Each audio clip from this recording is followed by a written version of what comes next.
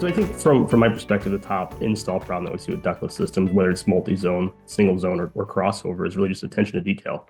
That's kind of an all-encompassing issue. It has everything to do with placement of the outdoor unit, location, how level it is, the way the flare joint connects, how direct it is, how in line it is, the shape of the flare, the shoulder of the flare, to your crossover systems, right? And talking about old ductwork, leaky ductwork, the ductwork itself, is it adequate for the space? Is the equipment size adequate for the home? The placement of indoor units, all of that, and all the way from the install through the function of the system itself, all of it is kind of an attention to detail. There's gaps, right? Whether it's the vacuum, how well of a vacuum we pulled, did we pull the vacuum? Pressure testing, how long of a pressure test did we utilize? Did we go to 500 pounds psi? 500 microns in the vacuum? Yes, no, maybe. How long do we run a vacuum pump? It really just comes back to attention to detail of finishing a project, installation gaps, anywhere where you can see sweating. But again, placement, condensate drains, it's all encompassing. It's just attention to detail seems to be the biggest thing that will plague any ductless system. Well, having a bad flare fitting is the biggest struggle as it causes refrigerant leaks.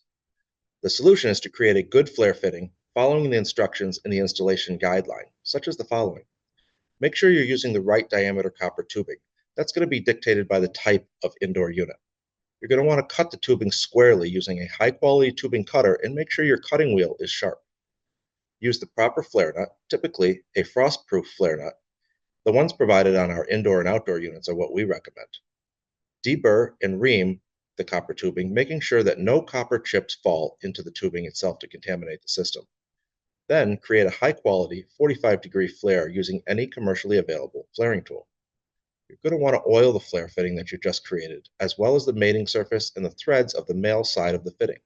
This is going to reduce galling and binding when you torque to spec, which is the next step. Please make sure you're torquing the fitting that you just created to spec. For example, on our Mitsubishi Electric MSZ indoor units, we often utilize quarter-inch liquid line tubing. That torque spec would be 10 to 13 foot-pounds of torque. That's generally going to be the strength in your fingers and not the strength in your arms, as an example. Lastly, conduct a 600 psi pressure test using dry nitrogen on the system you've just completed. Follow that up with a triple evacuation, being sure to make sure you can hold 500 microns for half an hour. If you can complete these steps, you can ensure a leak-free system. Me personally, been in the industry now over 25 years.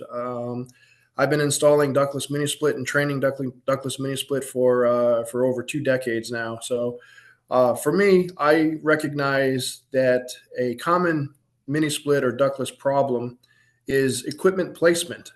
Because once you install the equipment, it's there forever. It's a permanent installation, and I find that equipment layout, the layout of the home or the structure of the building or the project, sometimes that is predetermined by others. You don't have a choice in that idea, but if you have any kind of influence on where the equipment were to go, or if the customer or the homeowner asks a personal opinion, equipment placement is critical when it comes to running the lines and the wires that connect those pieces of equipment, making sure that you have enough clearance for the equipment to work properly as far as airflow goes and air distribution. So in my opinion, equipment placement is critical in making sure that the installation goes successfully, and that the end user, the customer overall, is happy with their installation and the product that they've chosen to do the job, whether it's heating, cooling, or both. And that's really where it comes down to. If you get set up correctly, you get the layout done correctly, and then your project goes successfully, and then everybody feels great at the end of the day.